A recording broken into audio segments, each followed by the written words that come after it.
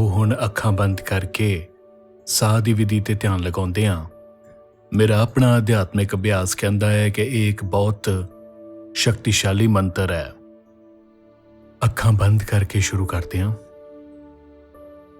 ਹੁਣ ਤੁਸੀਂ ਆਪਣੇ ਆਪ ਨੂੰ ਇੱਕ ਆਰਾਮਦਾਇਕ ਸਥਿਤੀ ਵਿੱਚ ਲੈ ਲਵੋ।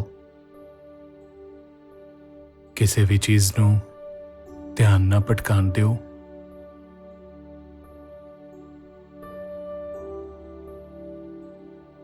ਅਤੇ ਸਰਲਤਾ ਨਾਲ ਆਪਣੇ ਸਾਹ ਦੀ ਵਿਧੀ ਵੱਲ ਧਿਆਨ ਦੇ ਕੇ ਸ਼ੁਰੂਆਤ ਕਰੋ।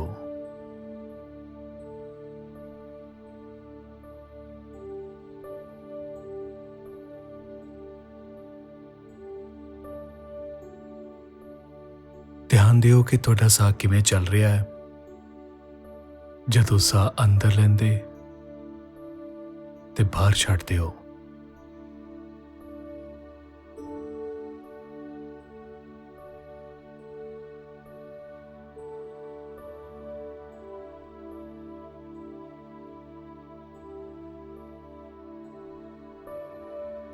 ਇਸ ਸਮੇਂ ਨੂੰ ਇੱਕ ਮੌਕੇ ਵਜੋਂ ਵਰਤੋ, ਖੁਦ ਨੂੰ ਆਜ਼ਾਦ ਕਰ ਦੇਣ ਲਈ।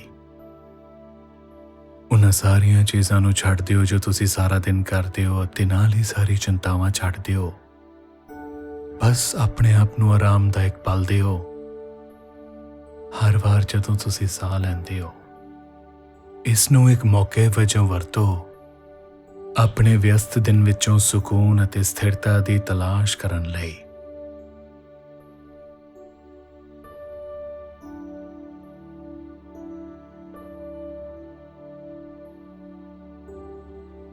ਹਰ ਵਾਰ ਜਦੋਂ ਸਾਹ ਲੈਂਦੇ ਹੋ, ਆਪਣੇ ਸਰੀਰ ਦੇ ਸਾਰੇ ਤਣਾਅ ਨੂੰ ਆਜ਼ਾਦ ਕਰ ਦਿਓ। ਆਪਣੇ ਮੋਢਿਆਂ ਦੇ ਤਣਾਅ ਨੂੰ, ਆਪਣੇ ਮੱਥੇ ਦੇ ਤਣਾਅ ਨੂੰ। ਹਰ ਵਾਰ ਜਦੋਂ ਤੁਸੀਂ ਸਾਹ ਲੈਂਦੇ ਹੋ, ਤਣਾਅ ਭਰੇ ਸਰੀਰ ਦੇ ਹਰ ਉਸ ਹਿੱਸੇ ਨੂੰ ਆਰਾਮ ਕਰਨ ਦਿਓ ਅਤੇ ਹਰ ਸਾਹ ਨਾਲ ਵਧੇਰੇ ਆਰਾਮ ਦਿਓ।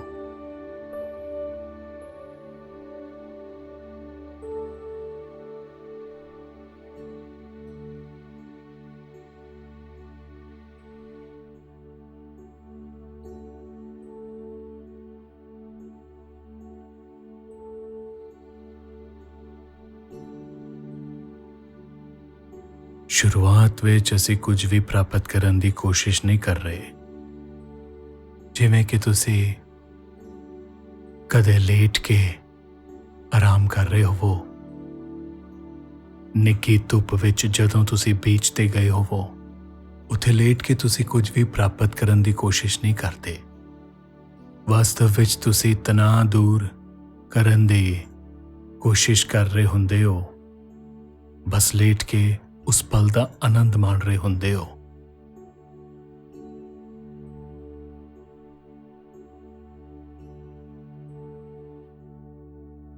ਕਿਸੇ ਵੀ ਉਮੀਦ ਨੂੰ ਛੱਡ ਦਿਓ ਅਤੇ ਅਜਿਹਾ ਕੋਈ ਵੀ ਵਿਚਾਰ ਕਿ ਧਿਆਨ ਲਗਾਉਣਾ ਕਿਹੋ ਜਿਹਾ ਹੋਣਾ ਚਾਹੀਦਾ ਹੈ। ਜਾਣ ਦਿਓ ਇਹਨਾਂ ਸਭ ਨੂੰ ਅਤੇ ਕੇਵਲ ਇੱਕ ਹੀ ਸਥਿਤੀ ਵਿੱਚ ਰਹੋ। ਬਸ ਧਿਆਨ ਦਿਓ ਕਿ ਉਸ ਪਲ ਵਿੱਚ ਕੀ ਹੋ ਰਿਹਾ ਹੈ।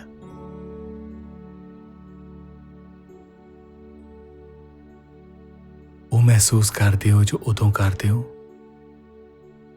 ਤੁਸੀਂ ਉਹ ਹੋ ਜੋ ਤੁਸੀਂ ਉਦੋਂ ਹੋ। ਕੋਈ ਵਿਚਾਰ ਨਹੀਂ, ਕੋਈ ਧਾਰਨਾ ਨਹੀਂ, ਸਿਰਫ ਮੌਜੂਦਗੀ।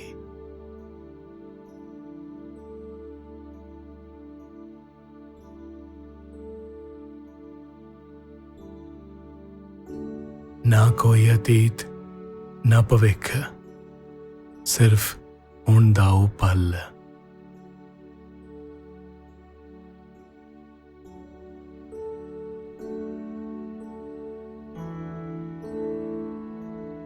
ਨਾ ਕੋਈ ਇੱਛਾ, ਨਾ ਪਛਤਾਵਾ, ਸਿਰਫ ਸ਼ਾਂਤੀ ਤੇ ਸਥਿਰਤਾ।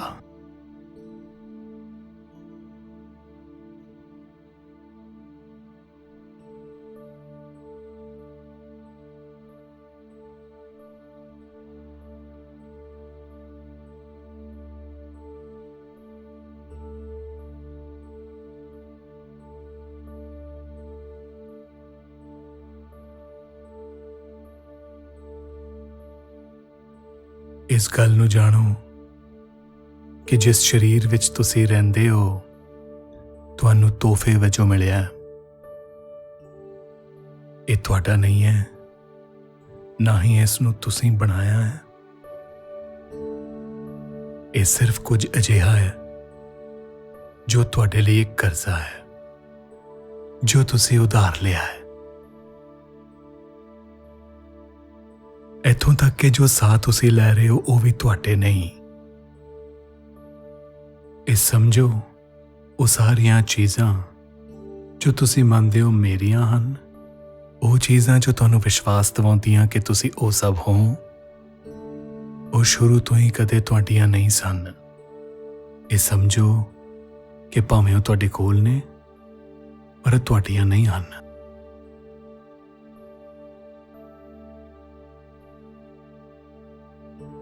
ਉਹ ਜੀਵਨ ਦਾ ਤੋਹਫਾ ਹਨ, ਕੁਦਰਤ ਵੱਲੋਂ ਇੱਕ ਤੋਹਫਾ ਜੀਵਨ ਦੀ ਉਸ ਊਰਜਾ ਵੱਲੋਂ ਜਿਸ ਨੂੰ ਕਹਿੰਦੇ ਆ ਓਮ। ਉਹ ਊਰਜਾ ਜਿਸ ਨੂੰ ਓਮਕਾਰ ਕਿਹਾ ਜਾਂਦਾ, ਉਸ ਇੱਕ ਸਰਵ ਵਿਆਪਕ ਸ਼ਕਤੀ ਵੱਲੋਂ ਉਭਾਰ।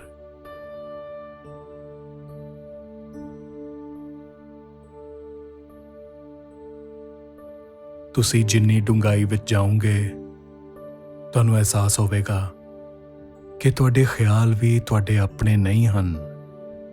ਜਿਵੇਂ ਤੁਹਾਡਾ ਸਰੀਰ ਪ੍ਰਗਟ ਹੋਇਆ ਤੇ ਤੁਹਾਨੂੰ ਦਿੱਤਾ ਗਿਆ ਹੈ, ਜਿਵੇਂ ਸਾਹ ਤੁਹਾਡੇ ਲਈ ਤੋਹਫਾ ਹੈ, ਇੱਦਾਂ ਹੀ ਤੁਹਾਡੇ ਵਿਚਾਰ ਵੀ ਕਦੇ ਆਉਂਦੇ ਹਨ ਤੇ ਜਾਂਦੇ ਹਨ।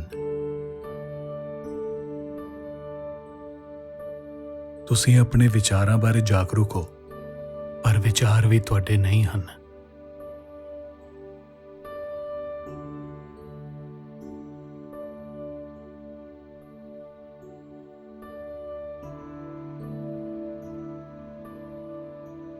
ਜਦੋਂ ਤੁਹਾਨੂੰ ਅਹਿਸਾਸ ਹੁੰਦਾ ਹੈ ਕਿ ਤੁਹਾਡਾ ਸਰੀਰ ਵੀ ਤੁਹਾਡਾ ਨਹੀਂ,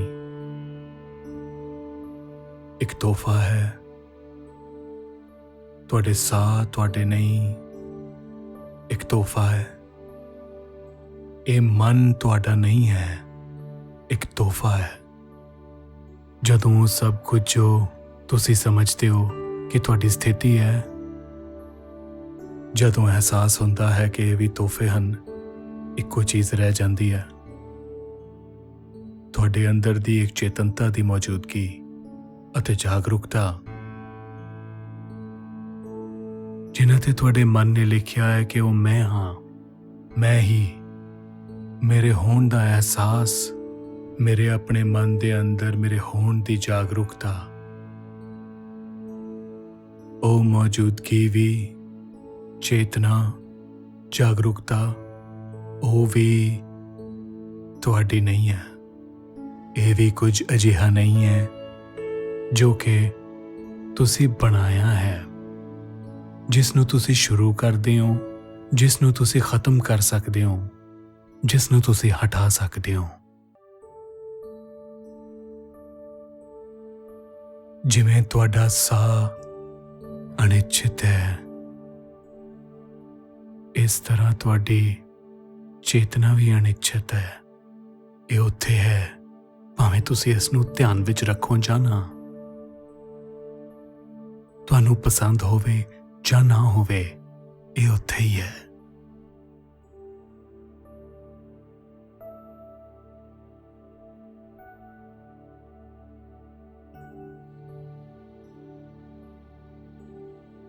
ਜਦ ਤੁਹਾਨੂੰ ਇਹ ਅਹਿਸਾਸ ਹੋ ਜਾਂਦਾ ਹੈ ਕਿ ਕੁਝ ਵੀ ਤੁਹਾਡਾ ਨਹੀਂ, ਨਾ ਤੁਹਾਡਾ ਸਰੀਰ, ਨਾ ਤੁਹਾਡਾ ਸਾਹ, ਨਾ ਤੁਹਾਡੇ ਵਿਚਾਰ, ਨਾ ਤੁਹਾਡੀਆਂ ਹੋਰ ਚੀਜ਼ਾਂ, ਜਾਗਰੂਕਤਾ ਵੀ ਨਹੀਂ, ਜਦੋਂ ਤੁਸੀਂ ਸਮਝ ਜਾਂਦੇ ਹੋ, ਜਦੋਂ ਮਨ ਸੁਚੇਤ ਹੋ ਜਾਂਦਾ ਹੈ ਕਿ ਕੁਝ ਵੀ ਇਸ ਦਾ ਨਹੀਂ ਹੈ, ਕੁਝ ਵੀ ਸੱਚਮੁੱਚ ਮੇਰਾ ਨਹੀਂ ਹੈ, ਕਿਸੇ ਨੂੰ ਵੀ ਮੈਂ, ਮੇਰਾ ਜਾਂ ਮੇਰੀ ਨਹੀਂ ਕਿਹਾ ਜਾ ਸਕਦਾ, ਫਿਰ ਵੀ ਇਹ ਸਾਰੀਆਂ ਚੀਜ਼ਾਂ ਮੌਜੂਦ ਹਨ।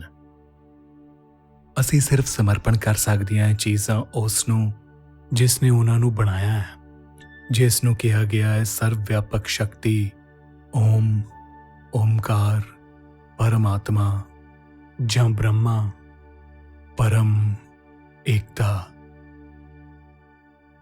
ਉਹ ਇੱਕੋ ਮੰਤਰ ਜੋ ਤੁਹਾਡਾ ਮਨ ਆਪਣੀ ਸਾਰੀ ਉਮਰ ਲਈ ਜਾਣਦਾ ਹੈ, ਉਹ ਹੈ ਮੈਂ, ਮੇਰਾ ਤੇ ਮੇਰੀ ਹੋਂਦ।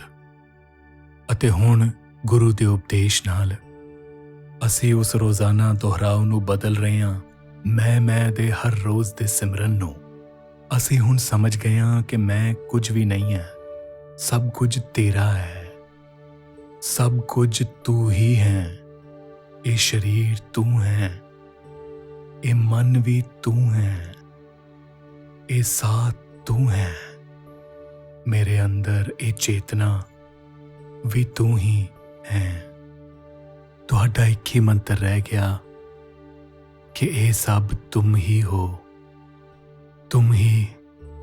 तुम ही, ये सब तुम ही हो, ये सब तुम ही हो।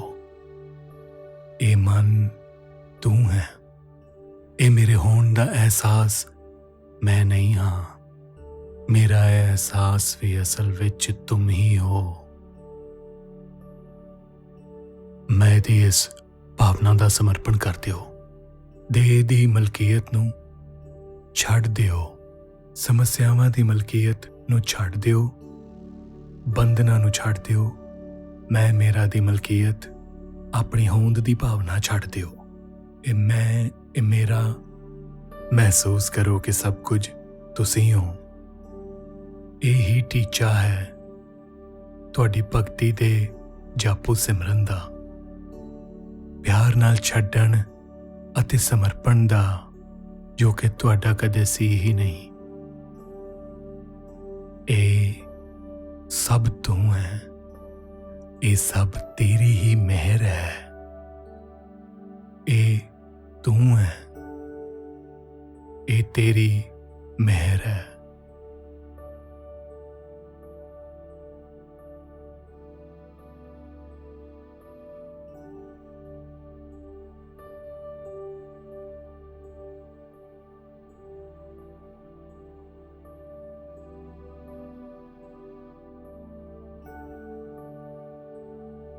अपना ध्यान साह लैण वाल वापस लियाओ।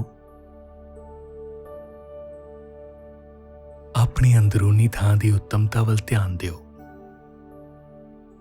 ध्यान दिओ जेकर कोई खालीपन है, एक शांति, एक मुक्ति। ये ना खुश है अते ना उदास, ये व्यापक है, ये स्थिर है, ਇਹ ਖੇੜੇ ਵਿੱਚ ਹੈ। ਸਤ ਚਿਤ ਆਨੰਦ। ਇਸ ਭਾਵਨਾ ਨੂੰ ਆਗਿਆ ਦਿਓ ਕਿ ਇਹ ਸਾਰਾ ਦਿਨ ਜਾਰੀ ਰਹੇ ਅਤੇ ਕੋਈ ਵੀ ਮੰਤਰ, ਕੋਈ ਵੀ ਸ਼ਬਦ ਵਰਤੋ ਮੈਂ ਦੀ ਭਾਵਨਾ ਨੂੰ ਘਟਾਉਣ ਲਈ, ਵਾਪਸ ਯਾਦ ਕਰਾਉਣ ਲਈ ਕਿ ਸਭ ਕੁਝ ਤੂੰ ਹੈ, ਤੂੰ ਹੀ एकता है। वो एकता जो इत्थे हमेशा मौजूद है, मैं कुछ भी नहीं हाँ। एक डूंगा सा अंदर लो, रोको रोको रोको रोको रोको उसनू अते बाहर छड्डो।